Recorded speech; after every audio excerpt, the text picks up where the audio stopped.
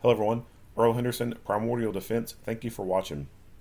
I've got another Monday quarterback video for you. I'm going to play this video and talk about things that are going on, about explain what's going on, and talk about things that I think that are being done right and are done wrong. This video is out of Hawaii, the city of Maui. This is an officer-involved shooting and line-of-duty death. The Maui police released the body cam footage to the media there in Hawaii. And from what I can tell, it's the media that has decided to redact or alter the video itself. They put in the blur box and do the muting, or just don't play certain parts of the video when it involves the officer being killed in the line of duty. The agency itself appears to have released the footage unredacted, and this was the only news entity that seems to show the full body cam footage without any redactions. Unfortunately, the news cameraman at this news release is recording the TV on the wall, so it's kind of at an angle, so you can't really see it in good clarity like you can on some of the other news entities that actually made it go full screen. But of those, they either don't play the entirety of the video at all. There's one that took out 58 seconds of the video, so you don't really get to see much of what goes on at all. So I'll be going with this news entity for this news release, and you'll notice that it's like 23 minutes long, so I will let it play all the way through the beginning of the news release. They go over the scene overview, what's there, they go show the footage, and then a little bit more of the scene layout, the gun that the suspect had, and then they'll get to the point where the chief has like this long question Q&A with the news media. And so I'll stop it right after, I think, the gun part right here, and then go into my breakdown and talk about things that are going on to better explain what's going on and what I think is being done right and or done wrong. And then I will let the rest of the Q&A play for the entirety of the video, because I think there's some pretty good content in there that people can see and learn from. So without further ado, here we go.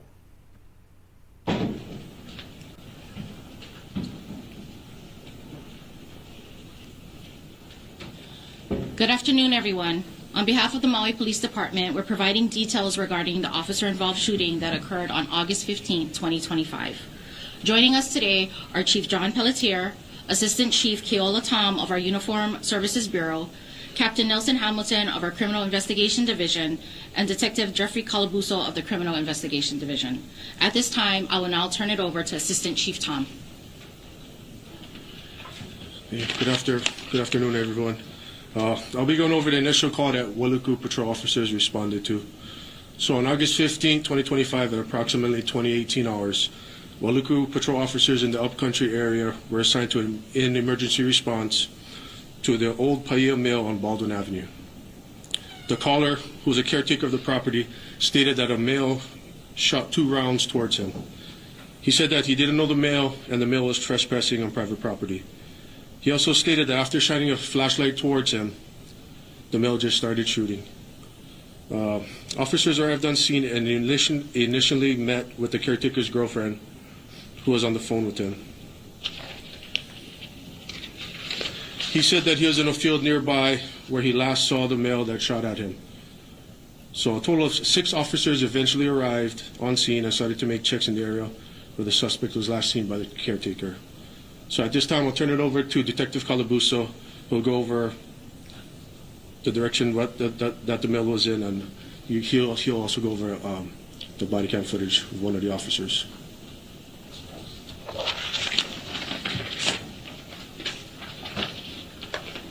All right, good afternoon. The first picture you'll see is the overall aerial of the scene of the incident. All right, the officers approached him from the rest, on the right side of the picture where there's a fence line. All right. When we get to the video, when the officers came here, they actually came in from the left. When they made contact with the caller said that the last time he saw the suspect, was by that white tank right in the middle. Yeah. So this is where his last name. In that area, and you can't see it, but right below that is it's a little gulch. Okay. Could you turn up the lights just for this portion? Yeah. Sure.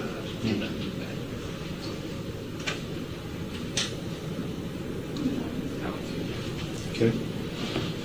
When we show the video, it will begin where officers who already been on scene obtain a statement from the reporting party and got him away to safety. The reporting party had informed officers that upon confronting the suspect in the field, the suspect was in possession of 2 pistols and that the suspect had shot at him 5 to 6 times. He stated the suspect was last seen near a black tank in the gulch area, which was previously pointed out. Officers began to advance into the field, making checks, and began to create a perimeter around where the suspect was last seen. Officer O was advancing to the south of the water tank with assisting officers covering the left side flank. We will now show the body cam footage from Officer Musa. Warning: the video you're about to watch will show officers being shot at, an officer rescue, and an officer advancing to address the threat and take the suspect into custody.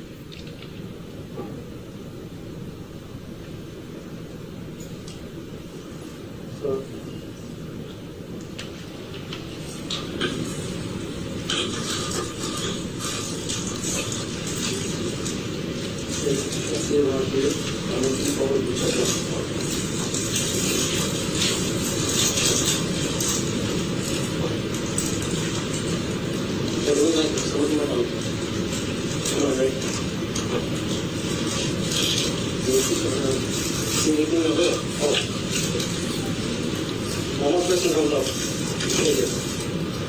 Hold up. If you can't see anything, hold.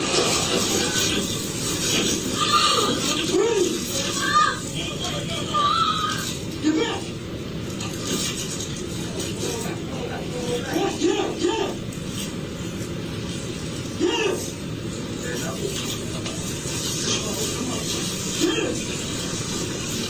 Oh! Get him! Get him back! Get this out, Billy.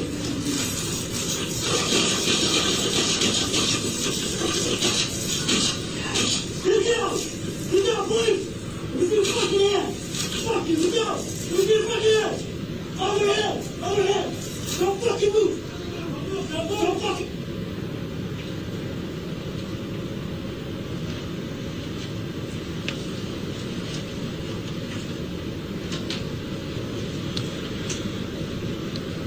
Tony, lights, please.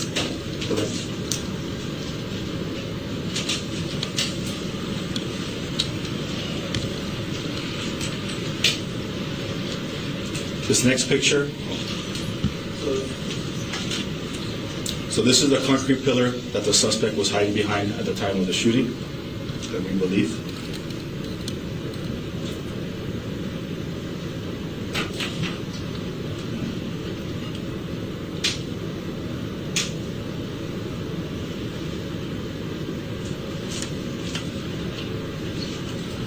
Oh, sorry. And that pillar was approximately 4.5 feet to 5 feet in height, about 2.5 feet wide. And also the grass in this picture, this is after we processed the scene, so the grass was actually a little bit taller because we had to search for evidence.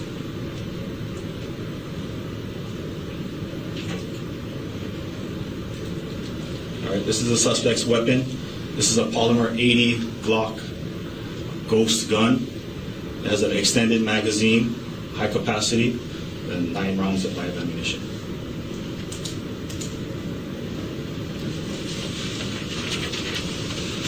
To conclude today's briefing, Chief John Pelletier. All right, so I'll go do the breakdown on the video, and then I'll come back to this point and just let it play. So let's go back to the beginning of the... All right, so I'll hit on this. So I wish that they would have put some drawings and marks on the map. it looks like to me that their course of travel is starting from here and going here. And other than that, like, I don't know much else of the layout here, as far as like where they exactly were. But from watching the video and then looking at this, I think that's what the route of travel was starting from somewhere up in here, moving down along through here, and then it happens somewhere in here. So they are responding to a call of a man The video. with a gun who has shot at someone. So this is a call where the officers are going on that is a high-risk call, right? To watch. It is a high-risk call where they know the chances of a gunfight are high. And one of my chief complaints when it comes to officer-involved shooting videos is of those incidents where officers had prior knowledge or prior warning that it is a high-risk scenario that should dictate the deployment of a rifle, and they neglect to do that. That is, like I said, probably by far my biggest chief complaint. If you know that you are going to a gunfight, bring a rifle and bring your friends with rifles. Rifles have the ability to stop fights a lot quicker than a pistol. A rifle is so much better than a pistol. The rifle itself gives you the ability to be more accurate because you have more points of contact on it, and you have usually a greater magazine capacity, so you get to have more rounds on board, and then the ability to reach out to a further distance and still be pretty darn accurate, versus you got a very short range with a pistol. And the terminal ballistics of the rounds themselves, rifle versus pistol, is just night and day. You can get better rapid incapacitation with rifle than normally what you can with pistol. There are a ton of people walking around today all across the world who've been shot with a pistol, who've been shot multiple times with a pistol, and they survived. There are not that many people walking around today who've been shot with a rifle, let alone shot multiple times with a rifle. Not saying it doesn't happen, and as in the case of this, an officer did return fire with a rifle, struck the suspect, but obviously the suspect survived. But generally, most of the time, you shoot someone with a rifle a couple times, they're not getting back up. And so that makes a huge difference in being able to stop that fight. And if you have injured comrades and whatnot, or there's other victims, you're able to respond to them and give them pre-hospital treatment much more rapidly than you would if you were still having to contend with or deal with an armed aggressor. So, right off the bat, first mistake is them refusing to bring a rifle to the gunfight. Now, one officer does bring a rifle to the gunfight. However, it appears as though the victim officer did not bring a rifle to the gunfight, and she just had her pistol out. And trying to get the freeze frame on this just right is just not working the greatest. So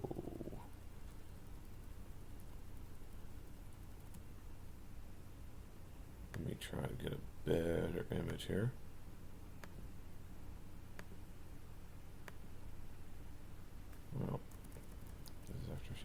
hit.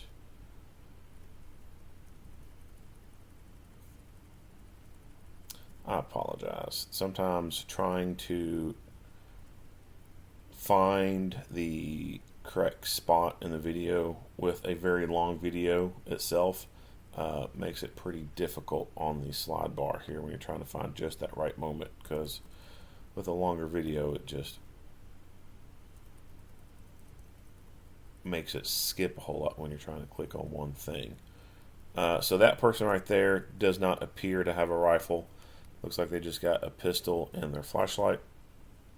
And then you can see up ahead, right? Oh,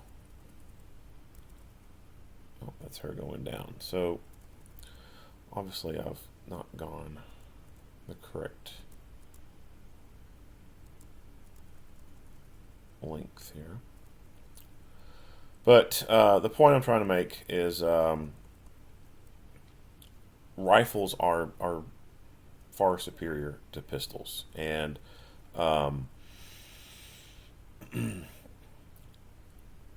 if you know that you're going to a gunfight, bring a rifle.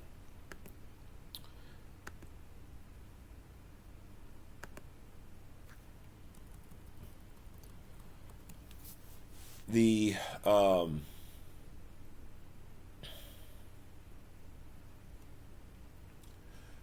environment that they're in, so they're in a what looks sort of like a rural area. It's not a very urbanized area. There's not, any. I mean, there's kind of like a structure there, but there's not like a bunch of urban buildings, no street lights, nothing like that. It just looks like a very large field with some, varying degrees of elevation, maybe, going a little bit down and uphill, lots of vegetation and whatnot. So, low light in that kind of environment, or low light in general in any environment, is a very challenging thing. Trying to search this kind of area during the day can still be difficult, right?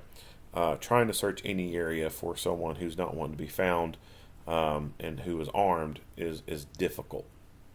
But when you add in nighttime, it becomes even more difficult. And so with white light, when you turn on that white light, the other person can instantly know where you are and what you are and are not looking at. They can get a lot of information just based off you turning on that light. So you click that light on, they know where you are, the distance you are from them, and when you move that beam of light left, right, up, down, to wherever, they know where that light is pointing at in relation to where they are. So they know that the light is away from them, which gives them a pretty good high probability of knowing that that's where your eyes are, right? Like where the light goes is where your eyes go. So that's what they know that you are most likely seeing. And just like your classic prison break movie, where you got the prisoners who got out of their cells and they get out into the yard, and you got the big spotlight moving slowly across the yard, and then when it gets off the open area, they know to run really fast and get to another point before that light sweeps back again, right? So that's the dirty light concept. Your adversary can very easily use your own tools against you without even having to touch them. You are the one who's touching your own tools and operating them, and just the mere operation of it, they can very easily use that against you. And I I believe strongly that this guy took advantage of this, that he had a fortuitous outcome. He got to see from where he was at the lights, where the lights were moving, and as the lights probably swept closer towards him, he probably ducked back and wasn't as visible. And then as they moved around and were not close to him, he was probably able to lean out and look and get a better judgment on where they are in relation to him, their distance, and where they're looking at. And I think that based off that, he probably was able to ambush attack the officer based off what he could see what that officer was doing, or perhaps maybe not doing. And what I mean by not doing was not looking at him. I think that he could see that her light was pointed in a different direction, and these other officers, when their lights are turned on, there was enough silhouetting effect or enough ambient light causing a silhouetting effect where he could line his sights up on her and pull the trigger. Or he just got a quote-unquote lucky shot by just pointing the gun at the light sources and then pulling the trigger.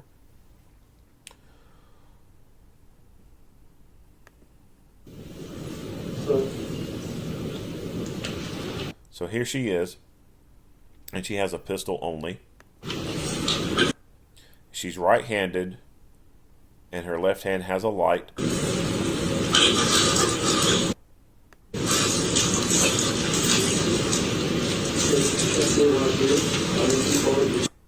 You can see this rifleman's beam of light here and see hers as well.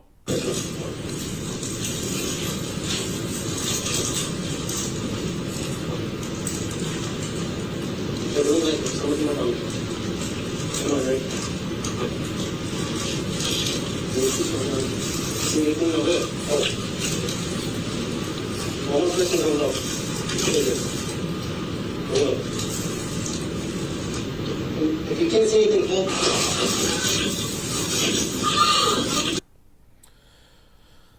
So what I think was going on was her light was over in this direction some, and when he fired, that allowed that round to go into her left side, and so her being positioned that way, the trajectory of the round that would have allowed it to go into the armpit area of her side of her body where the vest does not cover. And unfortunately, that has happened a lot. Officers being shot in the side where the vest doesn't cover completely, and then succumbing to those injuries. There are vests out there that have arm panels on them to kind of mitigate that, but they're extremely bulky, extremely uncomfortable, and it's just not something that is likely going to be worn on a daily basis. And it's a very SWAT, very militaristic kind of look to it. And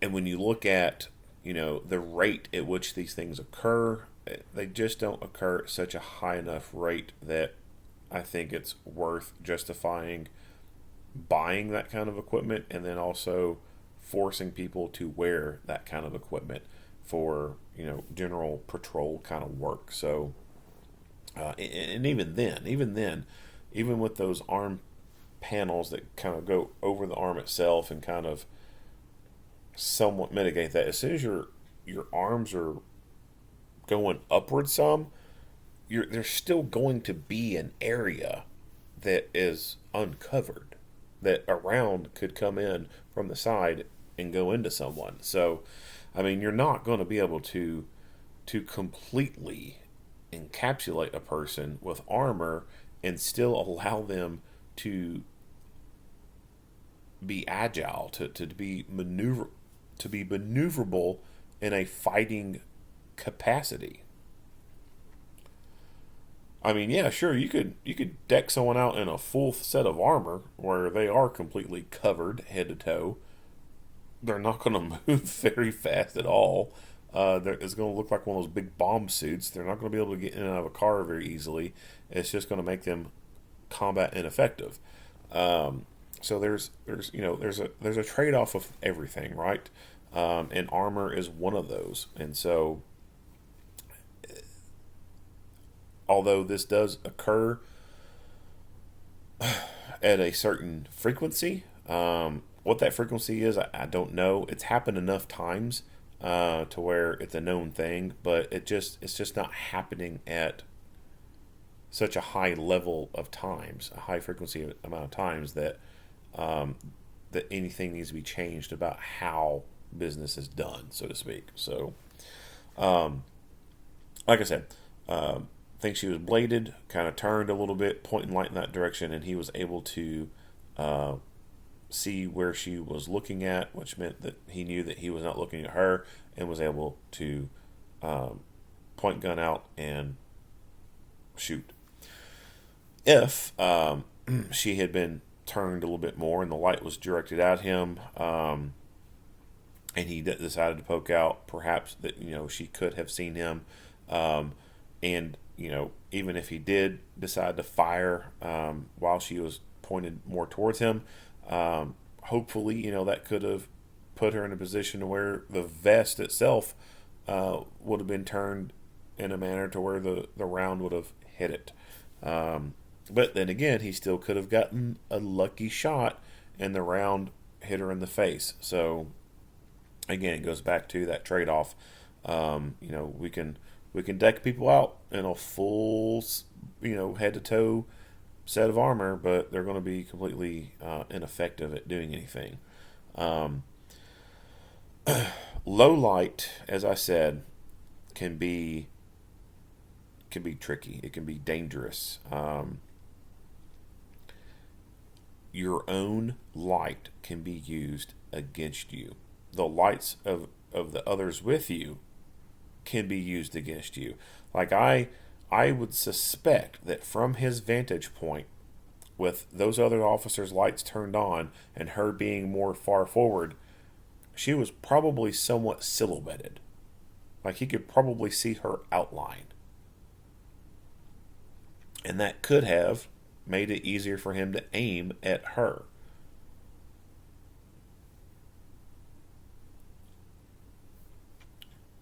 So when it comes to low light stuff like this, I think it's important to be aware of what your light is doing to your teammates. If you've got people in front of you and you're turning your light on, you need to be aware of the fact that you're silhouetting them. You are now making them a little bit more of an easier target.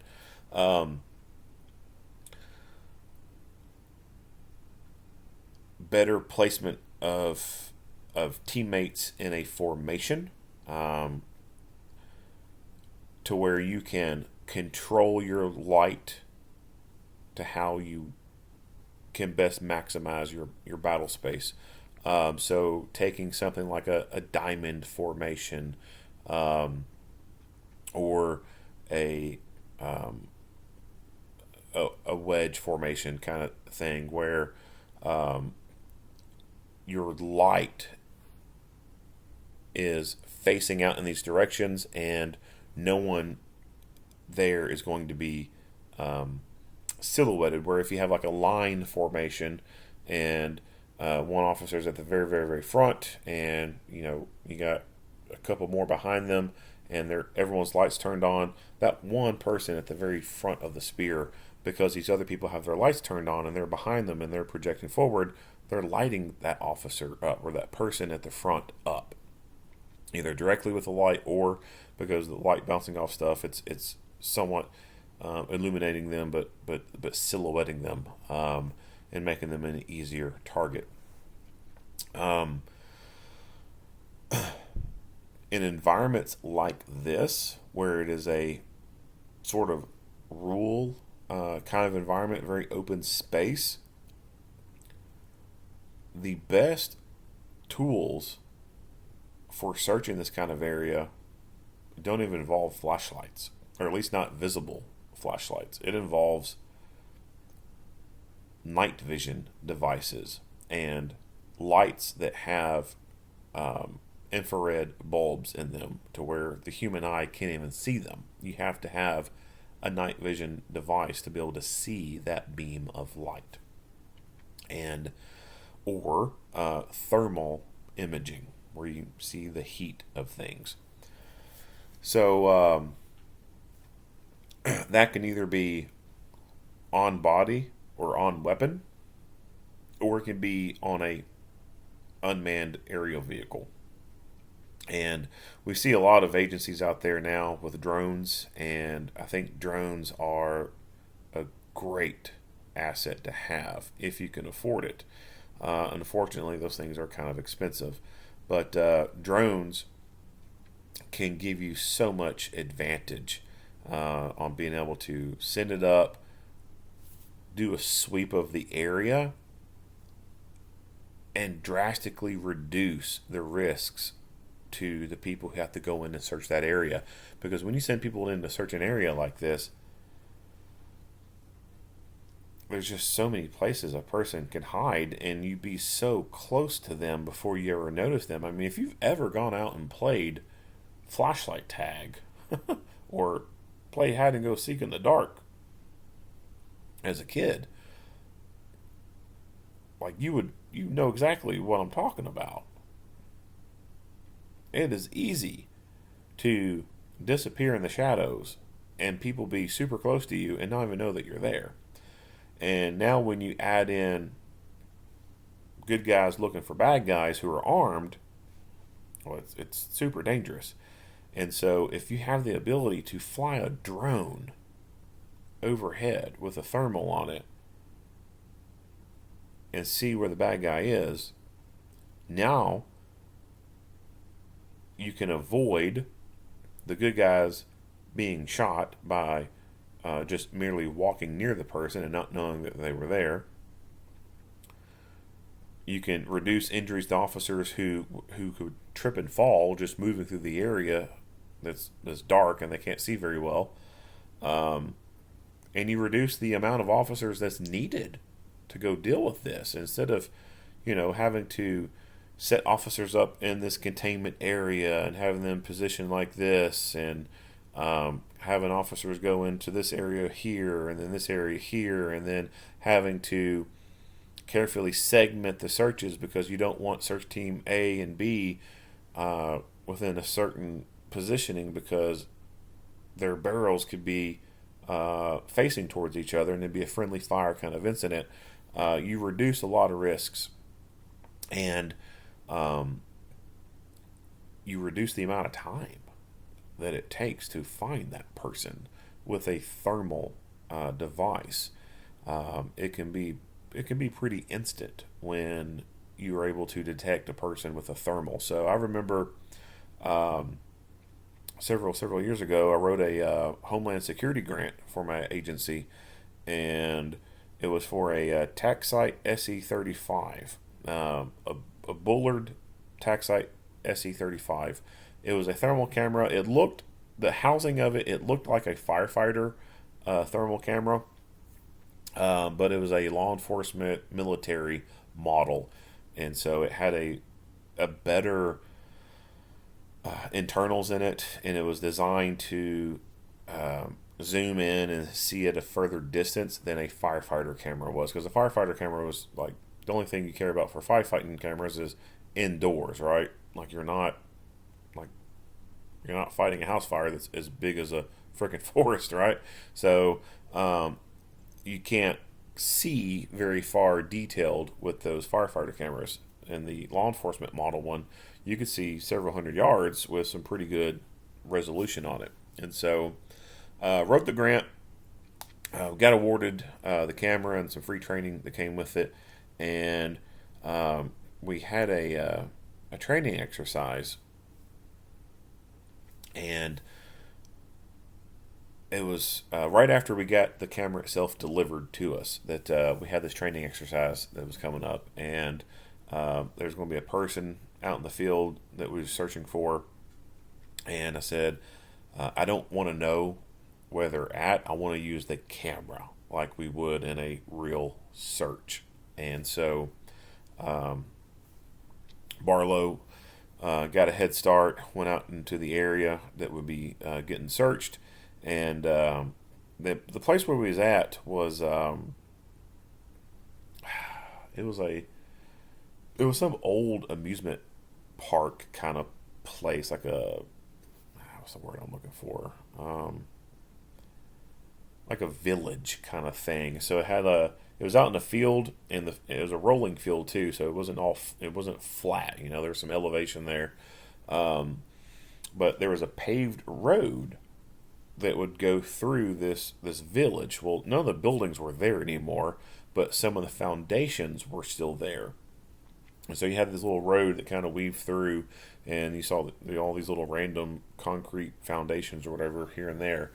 And so he was down in that area, and it was next to some woods as well. So didn't know exactly where he was in this area, but get on the side by side and come into the top of the hill that would be going down to this village, or this ghost town of a village, I guess you could say. Got stopped, turned all the lights off, got out, and turned the camera on. And I started a scan. I go from left to right. So I'm going from left to right. I can see in the distance, I can see the wood line, and I'm kind of looking at the wood line, and then I can see like the concrete pad of a foundation that was up close, and I just kind of keep scanning from left to right, and it's starting to go downhill some, and I get to one foundation that it might have been like between 100 and 200 yards away. I can't remember exactly how far away it was, but it's somewhere between 100 and 200 yards. And as I'm scanning, like a light bulb, I just see this object pop up behind this distant concrete pad of a foundation. And it was Barlow poking his head up, trying to look to see what was going on at the top of the hill, because obviously he could have heard the side by side pulling in, and see the lights and everything, and then everything go dark. So I guess he was just trying to look to see what he could see, and just his head was all I could see popping up behind this concrete pad. And I mean, it was so the camera itself was set to white hot, so it was just like this white blob. I wouldn't say blob, but pretty much like a white blob just boom popped up out of nowhere. And so I froze real quick on the camera, and I hit the zoom button and zoomed in, and his head goes down. A few seconds go by, and his head comes back up, and he wears glasses, and so I could make clear image, right? I can see his face, see that he's wearing glasses, and I get on the radio, and I tell him to wave at me because I can see him. And so from time of arriving at the top of that hill and turning the camera on, scanning, within a minute I seen him. Had I been trying to use a spotlight or something, or white light, and just doing it from left to right, would not have been able to see him. Even at that distance he was at, and having a pretty good bright light, even if his head was somewhat up, maybe maybe be able to see him, maybe not. But him obviously knowing, where being able to see the light beam, right, where he's at, he would know when the beam was getting close to him. He would know to dump his head down, right? Night vision goggles, even if I had night vision goggles, maybe be able to see him. But, night vision goggles, you can still lose people in the shadows with night vision goggles. If I had a infrared illuminator of some sort and was, using that as a spotlight as I'm scanning with the night vision, could I have seen them? Possibly, but definitely not as rapid as I would have been able to, as I had been able to with the thermal camera. The thermal camera just made him instantaneous. As soon as his body came out behind hard cover, so to speak, where I could start to see a thermal image, it was game over within a minute. And so, the ability to do that with a thermal is just, it's amazing. And so,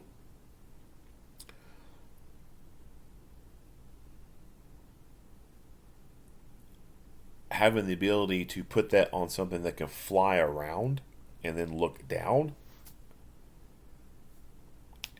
If I had at that time, if I had that ability to fly something in the sky, I mean, hell, it could have been 10 seconds. I could have noticed where he was at. So drones and everything, I would say, instead of trying to pump money, grant money into different stuff, or buying other things, like, I think drones with thermals is what agencies need to be acquiring. It's what they need to be spending some of their extra money on, is trying to get that ability to put eyes in the sky and be able to look down and see where someone is at. Because it's a no-brainer. It really is. It's why do you want to continue putting your most viable assets, your officers, at risk by sending them into environments like this with what is essentially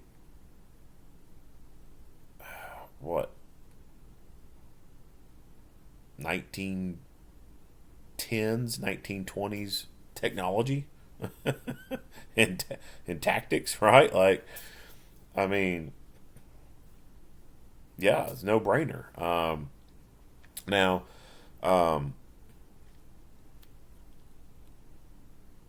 as far as night vision and stuff goes, that's the next best thing right there, is being able to have a night vision device on, and not have to turn any visible light on whatsoever, and be able to walk through the area and no one knows that you can see in the dark. Now, again, like I said, you can still lose things in the shadows, right?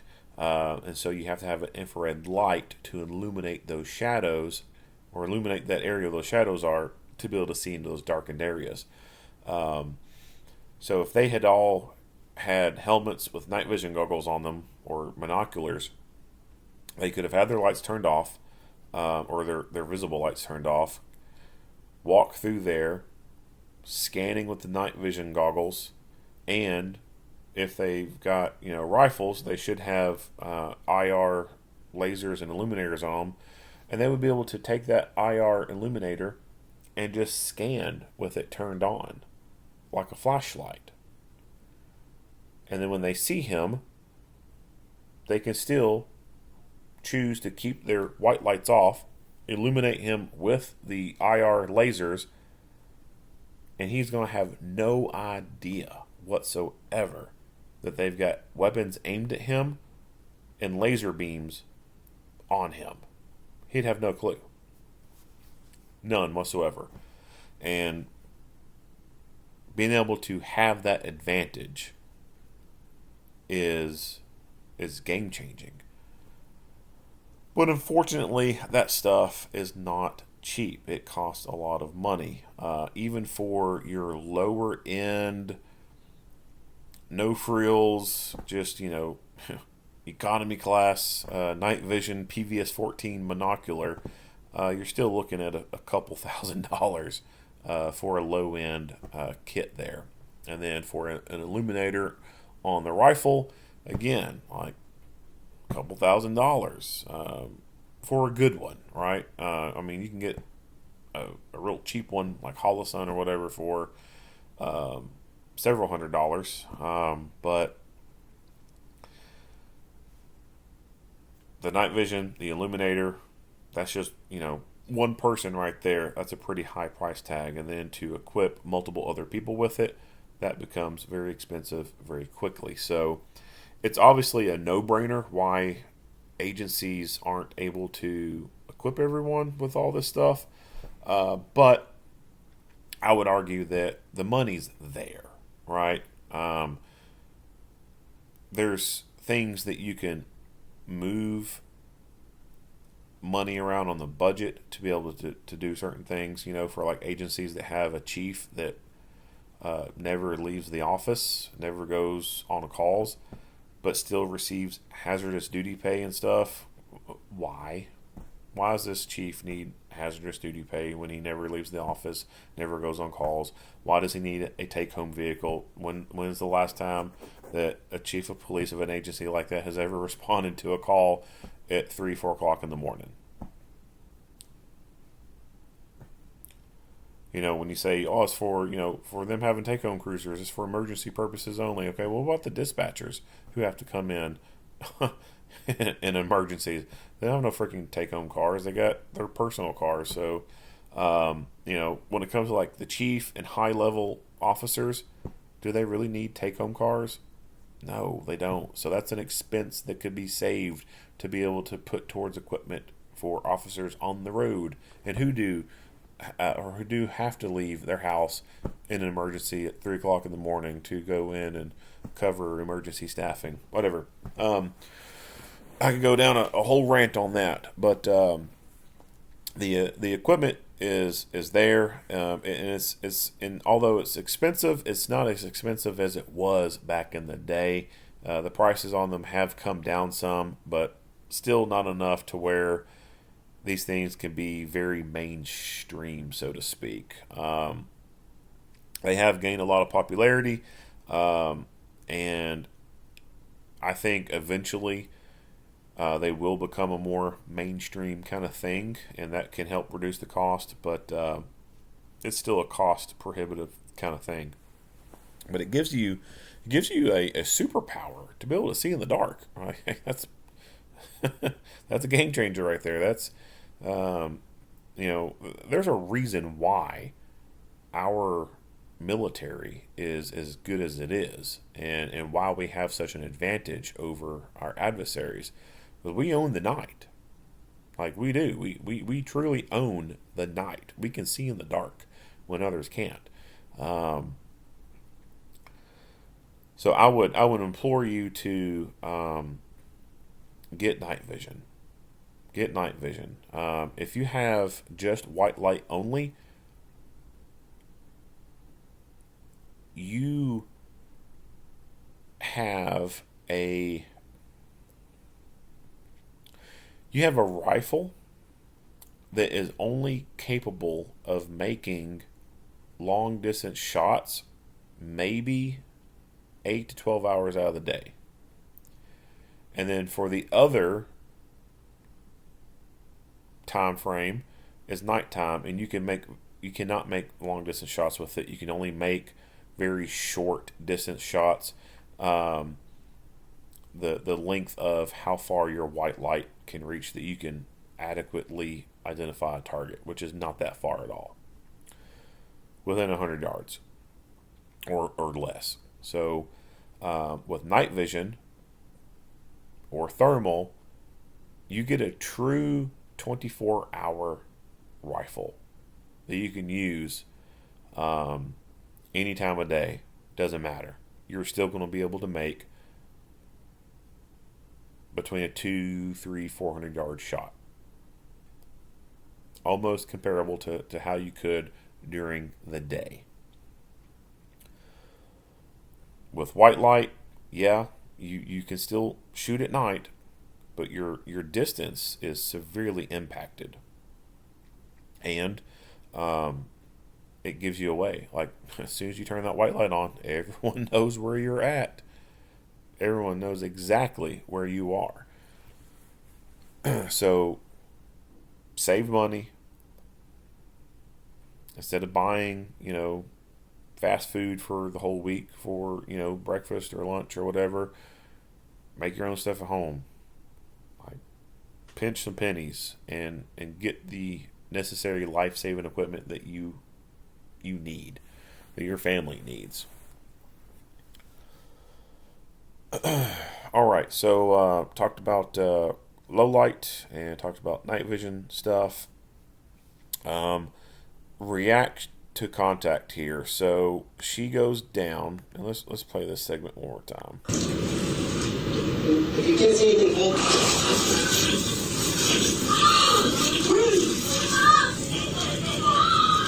Get back!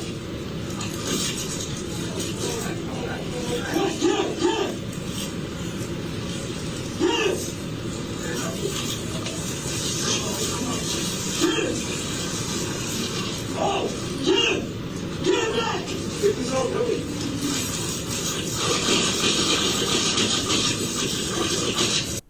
So I don't know. It's hard to tell what he's saying in the audio. It almost sounds like he's yelling "hands, hands," and there's a period of time before he starts shooting. So I can't say for sure what this officer was observing during that time frame, what was exactly going on. But if you have a teammate who's been shot, they've gone down, and you see the bad guy, and it's not overwhelmingly clear that their hands are empty and that they are surrendering, it's a green light to burn them down.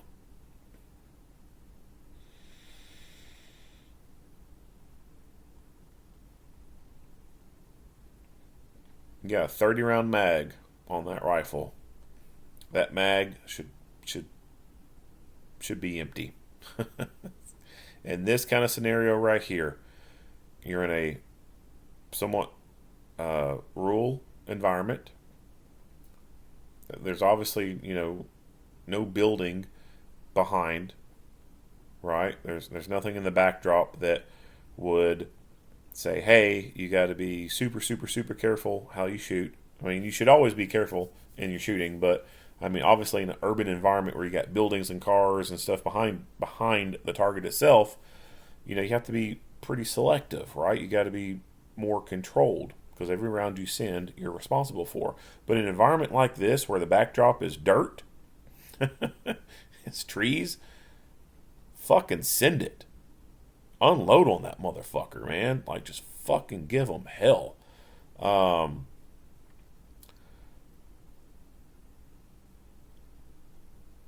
Why this officer was so restrained, I don't know. Like I said, I don't know if he could even see the guy, didn't even know exactly where it came from.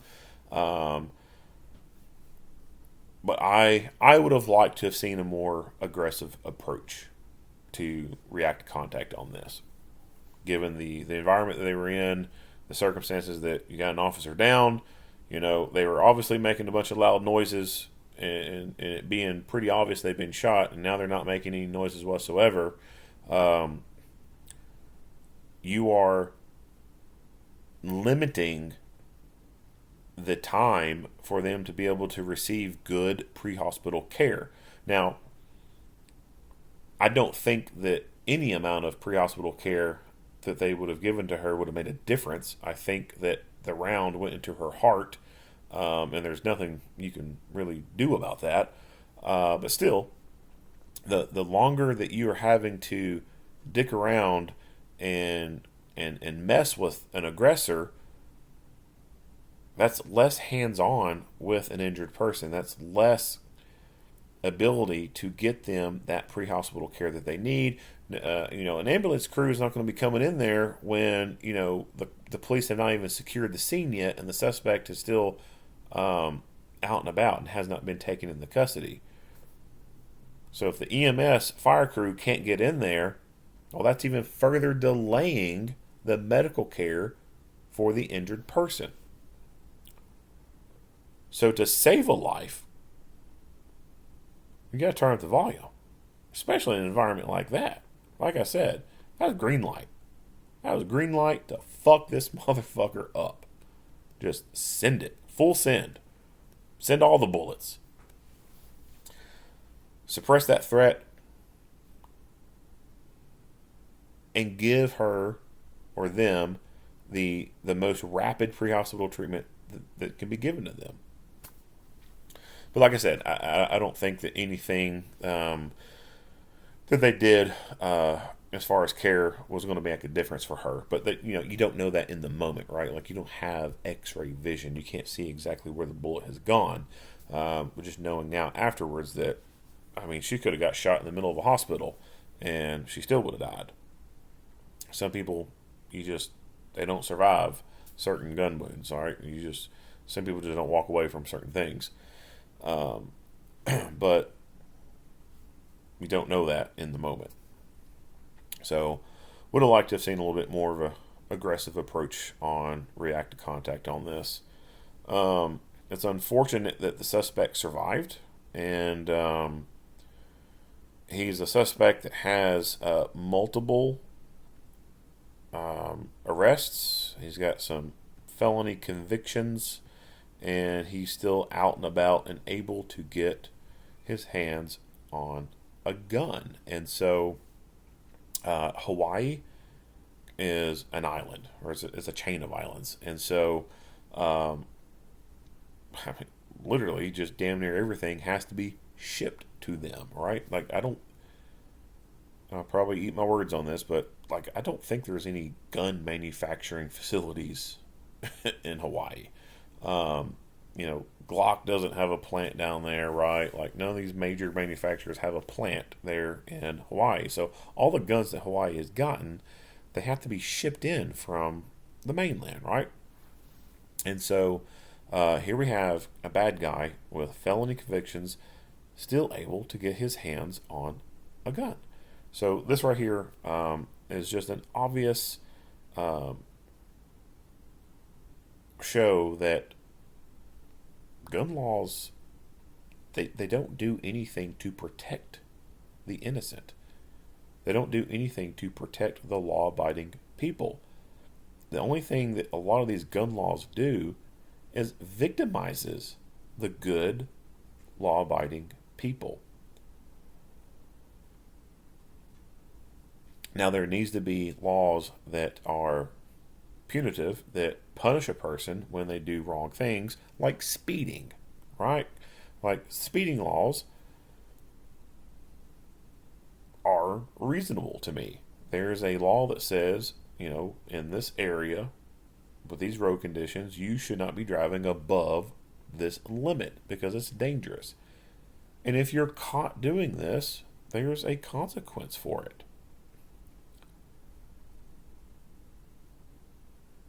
But we don't have these laws in effect that say, well, we're just going to limit the kind of car that you can drive. You don't need this car with a V8 engine. You only need a 4-cylinder. Or, you don't need this car with this, and that. We're going to limit what you got. If you are a habitual speeder, well, we're gonna say that you're a convicted speeder and that you shouldn't be driving cars anymore. Well, that doesn't prevent the person from getting in a damn car and driving, right? And if they continue to do that, and you just keep letting them out, and it's a vicious cycle, what good is that doing for the community? So, this is a person that should not have been out walking around in general public. This is a person that should have been locked away in a box. Some people just have no place in our society. They don't need to be walking with us. They are a clear and present danger to the public. They contribute nothing good for the betterment of society. And so, like, when it comes to gun ownership and convicted felons, yada yada yada, I am of the belief that if we have to say that you're a dangerous person that shouldn't have a gun, then motherfucker, you shouldn't be out of prison to begin with. Because there's a lot more stuff that you can kill someone with other than a gun. So if you're so much of a dangerous person that we don't want you to have possession of something, then you just don't need to be out of prison at all. You need to be in the box still. And this is one of those people that needed to be in a box. Actually, he needs to be in another kind of box, a coffin, but that one's kind of a hard sell to push to people. But yeah, someone that should have never been walking the streets. And so this police chief is going to do some Q&A about all this, and it's an eye opener. And the sad thing is this is like a broken record. It's on repeat, man. It's the same crap over and over and over.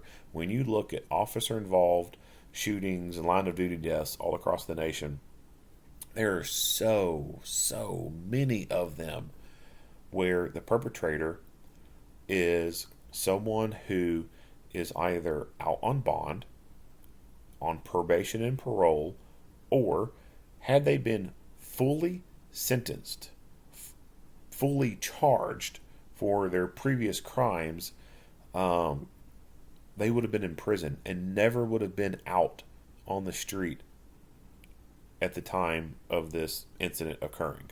They would have been locked away. But instead, our courts fail by not properly fully charging people. You know, the police may initially charge them with a higher crime, but the courts will amend it down to something lesser for a plea deal, which then means, less sentencing time. Even if they do get convicted of that higher charge, the sentencing phase of it in itself, they may not even get a full sentence out of it.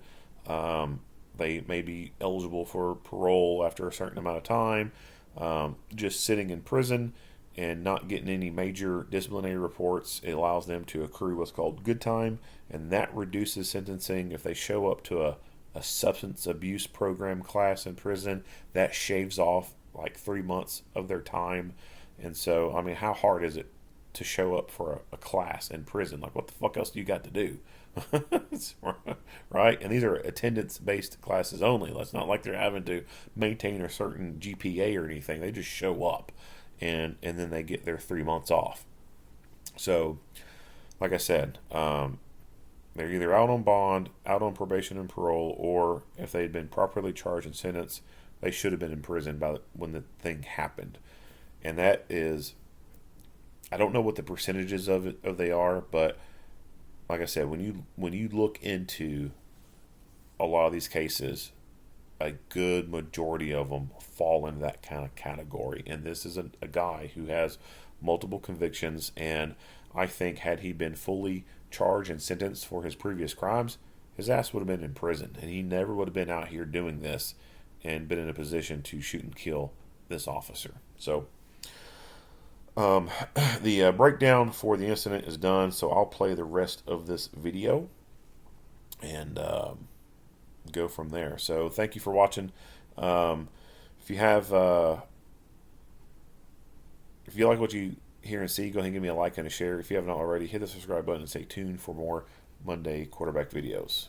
Thank you for watching. High capacity and 9 rounds of live ammunition.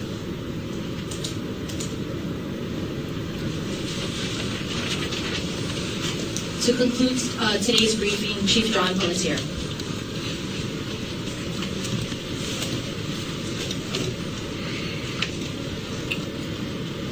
There are no winners. The most critical incidents. We have a family, a partner, a department, and a community mourning the loss of Officer Suzanne O. A police officer's response is dictated by the suspect's actions. The suspect put officers into a deadly force situation with no choice but to act. This agency has been committed to 21st century policing for several years. Trust and legitimacy are established by transparency. Never in over a quarter of a century have I witnessed a more transparent situation than a police officer approximately 100 hours after a shooting testifying publicly in court on the details of that shooting. We deal in facts, not fiction. We deal in facts. And we have presented the facts as we know them today. On the body-worn camera, you witnessed an officer who was searching for an armed assailant, and that armed assailant was in close proximity to the family that served him a TRO days before. Officer O died trying to make this community safer. You saw a downed officer rescue by members of her team. You saw an officer act and use the force necessary to stop and incapacitate the threat. You witnessed an absolute incredible show of restraint by placing that suspect in custody so they can stand trial. Being a member of law enforcement is the most honorable profession, period. This department provided this officer-involved shooting debrief as we are in the very beginning stages of the grief of losing one of our own. We make split-second decisions in dynamic, rapidly evolving incidents. And this incident demonstrates the very real dangers of the police profession. At this time, we will be taking questions. However, please remember that we will not be discussing the criminal aspect of the investigation, starting with Hawaii News Now. Wondering if you know why why the suspect was there in the first place. So the question is if we know why the suspect was there in the first place. So the suspect was out in the field and he was out hunting criminally, legally trespassing. Maui News?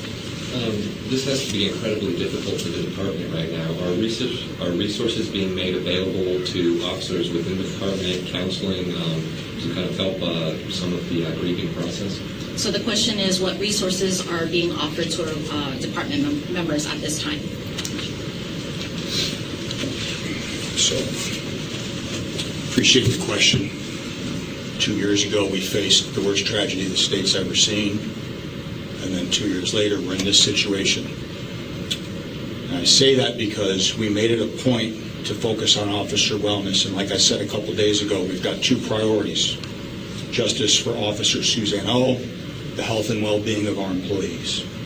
Immediately following this incident, we had dispatched and asked for some of our psychologists that are on call that we contract, and we have another psychologist that come out during the fires, and had that readily available.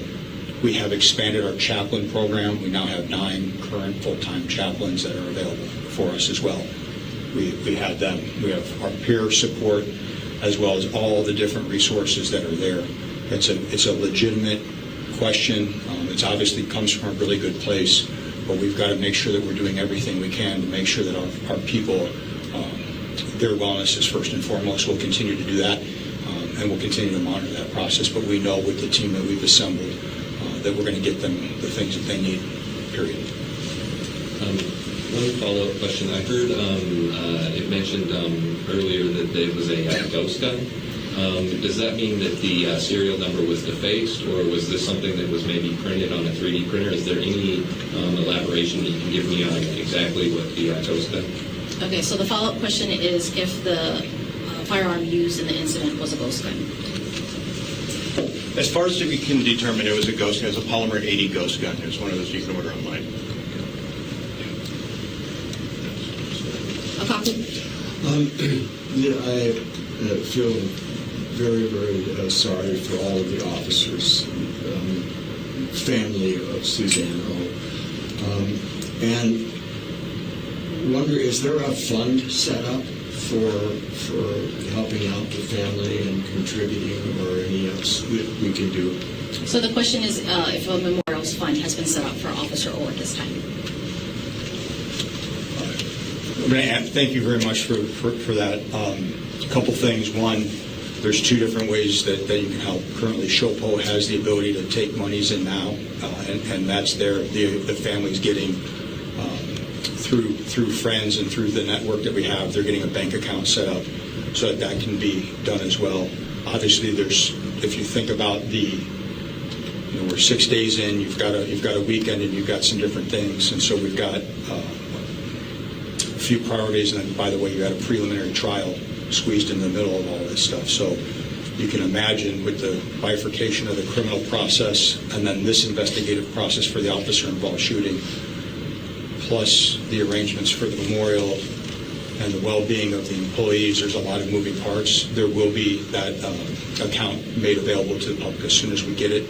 But in the meantime, should anybody need that answer, SHOPO can receive the money. They have the 501c3 that can take that in. Good. Thank you. Civil beat. Two questions. One, I'm sorry for your loss. Can you say whether Officer O was wearing a protective vest at the time? And also, what can you share about who Officer O was as a person and what it's like to work with him? So the question is if Officer O was wearing a protective vest at the time, and to share any comments about her. So Officer O was wearing her load-bearing ballistic vest at the time of the incident. Unfortunately, she had her flashlight in her left hand, and she got shot directly from the left side of her body, and it went in about an inch above her ballistic vest. Reference the second half of that.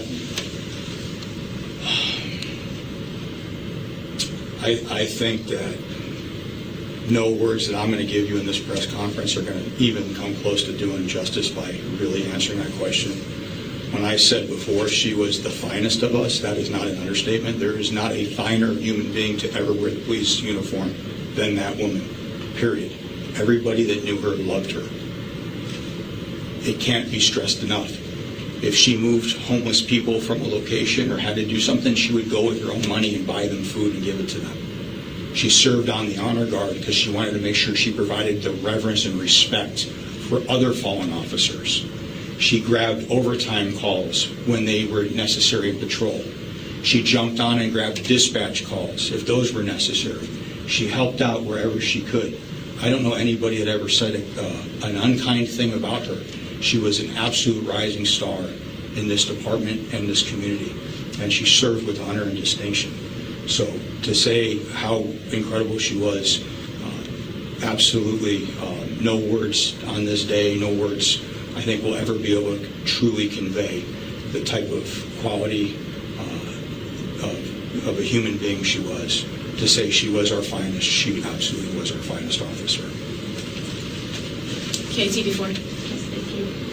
I know the community is mourning. Everyone we talk to says amazing things about her, and the department's mourning the family. So sorry for everything that they're going through. When it comes to grieving her, is there any information about the memorial service? I know there's the vigil on Friday announced. Is there any other details about the memorial here before maybe moving her to Oahu that can be shared at this time? Yeah. So the question is if there's any memorial services planned for Officer O. So as we pushed out earlier, we are going to be having a candlelight vigil in front of the Wailuku station tomorrow at 7:30 p.m. All the public is invited to attend, as are all of you, with the caveat that you guys are not allowed to interview or film while on property. We are still in the process of finalizing final details. As Chief said, there's just a lot of moving parts, and so it will be announced as soon as we finalize the details. KH1? Yes. I have two questions. Some in the community might ask whether this tragedy could have been prevented. So what would be your response to that? And then does this incident reveal larger issues of violent crime on Maui? So the question is if something could have been done to prevent this, and the larger issues of crime on the island. By the private now.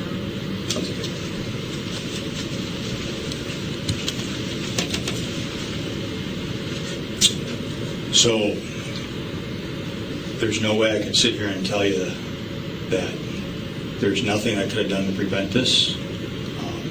But here's what I can tell you. I mentioned this the other day. If you're an ex-felon, you should not have access to firearms. There should be mandatory prison time to be an ex-felon with a firearm. You should not have the ability to have a TRO and have a firearm. People should be in fear of the criminal justice process. Probation or light sentences is absolutely ridiculous. That's wrong. You look at all of the details that we know about the suspect that's been released at this time, and that individual should not have a gun.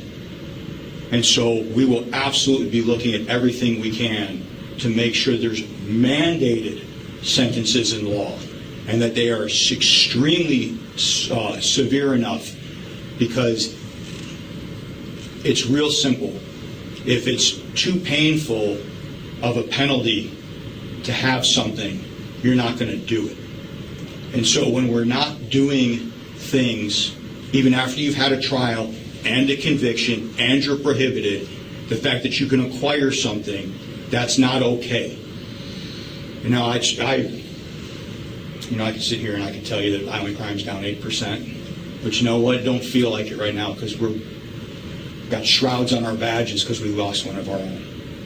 Maui County is a very safe place to be. It really is. Although it really doesn't feel like it right now today because of the situation. But you know, we have an amazing community with the kindest, best people on the planet. People that would do anything for their neighbor. We saw it 2 years ago. We see the outpouring here now. And I refuse to believe, and she would not want us to believe, that our best days are behind us. Our best days are absolutely in front of us. You know, this is the community she died protecting, which is a great community. And this is, there's no better place on the planet to be. There's no better community that one can serve. And we do have a safe community. We have a fantastic, loving, generous, giving community that embodies the Aloha spirit. And so I think that's the best way to answer that. Maui now. Just a clarifying question. In the preliminary hearing, there was another gun that was recovered. Was it, or I only see one presented here? Was there more evidence that the police gathered? So the question is if there was a second firearm involved in the incident that was presented at the hearing. I will let Captain Houghton answer that. Because it's still under investigation, all I can say is yes, there was a second gun recovered, but I can't give you too much details on whether it was used or not, because it's still under investigation. Chief, I know you talked about it when Maui was asked, but just how has this tragedy impacted you personally as the leader of this department, the men and women standing next to you today and your rank and file? Can you talk more broadly about that, please? So the question is how this tragedy is affecting all of us. That's a hard question. I think I'll answer it like this, Chelsea. This is devastating. This is very much a raw and real, deep, open wound. And that open wound is going to stay open for a long time. And maybe, if we're lucky, maybe it'll close. But it's going to scar. And it's going to scar across our hearts and across the face of this department. And we're doing everything we can to get through these different things because we owe it to her. And the leadership that's here, we owe it to the men and women of this agency and to this community to do our jobs, because we all raised our right hand and swore to do this job to the best of our ability. And it's the same oath she swore. It's the same badge she wore. It's the same uniform she wore. So how are we? We're getting through, but we're going to have that scar for a long time. At this time, that concludes our press conference. Thank you.